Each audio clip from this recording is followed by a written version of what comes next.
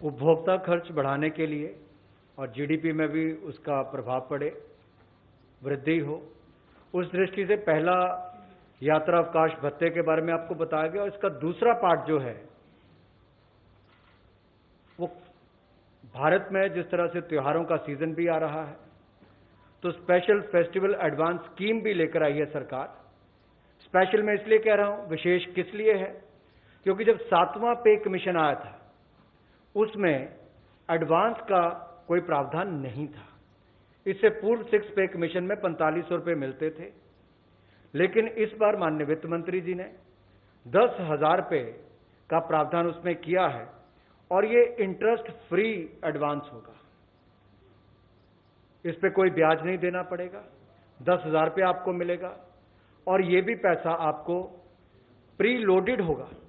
जो रुपए debit card है उसके ऊपर आपको 10,000 रुपया सीधा पहले ही उसमें भरा होगा, आपको केवल उसको खर्च करना है और इसको वापस भी देना है तो 10 किश्तों में इसकी वापसी जाएगी और आपको इस पर ब्याज कोई नहीं देना।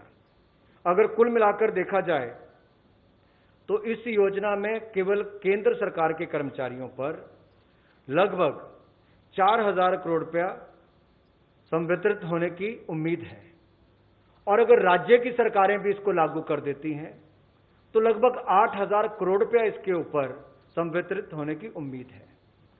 अगर मैं इसका 50% भी लेता हूं तो 4,000 केंद्र सरकार और 4,000 राज्य की सरकारों का गिना जाए तो कुल मिलाकर 8,000 करोड़ की अतिरिक्त उपभोक्ता मांग इसमें पैदा होगी। इससे उसमें बल भी मिलेगा।